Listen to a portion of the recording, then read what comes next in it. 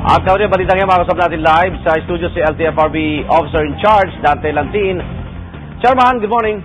Magandang umaga, Igan, at sa lahat na nakikinig sa atin ngayon. Okay, sa isinagawa po inspection kahapon, may mga dahuli po ba kayo na, ito na colorum na bus? Wala pa, Igan, dahil ang ginawa natin kahapon ay simply kunin lang yung stencil ng kanilang chassis number.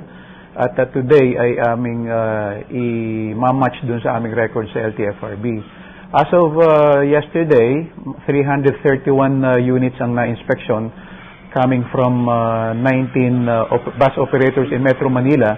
At ito, Igan, ay yung mga bumibiyahe lang sa EDSA. Yung 331 is just 10% nung estimated 3,400 units na metro buses na naglalayag sa EDSA. At ang direktibang binigay sa amin ni Secretary De Jesus ay tapusin ang inventaryo within 3 months. Pero di ba yung colorum, may-ari din yan, yung mga may linya rin? Well, may mga reports na ganun, Igan, at ito nga ang unang way natin para ma-determine kung alin sa mga tumatakbong mga units ng mga operators ang colorum.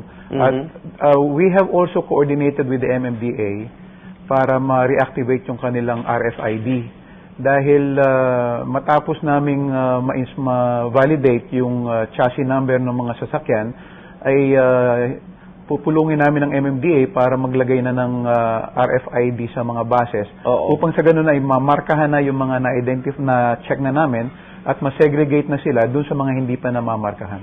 Mukhang palpak yata yung RFID ng MMDA. Sira ba nakademanda yata yung supplier? Well, two counts, no? Aalsin natin yung legal issues. Yung bagong sistema ang ating titingnang maipatupad. In fact, pati yung RFID ng Stratcom ay nakahabla din. Pero hindi naman kinakasuhan ang issue naman ay hindi yung RFID per se, kundi yung pagbayad. That's correct. Okay, ngayon po Lunes, may mga nakabantay pa rin dyan sa EDSA ngayon? Ang LTO ay binigyan din ng direktiba ni Secretary De Jesus na paigtingin ng kanilang anti-colorum drive. At according to Secretary Torres, nakapag-ugnayan siya sa mga PNP, MMD at kanilang mga deputies. Pero matagal na ho kayo sa LTFRB, Chairman, ano ba nangyari? Bumabaho ba yung bilang yan o dumami pa? Well, when I left the agency in 2003, Igan, ang mga metro buses sa EDSA is 3,400. Okay. Ang mga provincial buses at entering EDSA ay 2,600. So we're effectively talking of 7,200 buses. Na colorum? No. Ito may mga authorized, ito may mga linya, Igan, no?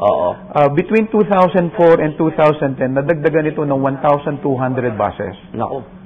May prangkisa wala? Meron prangkisa yan. Meron din? Yes.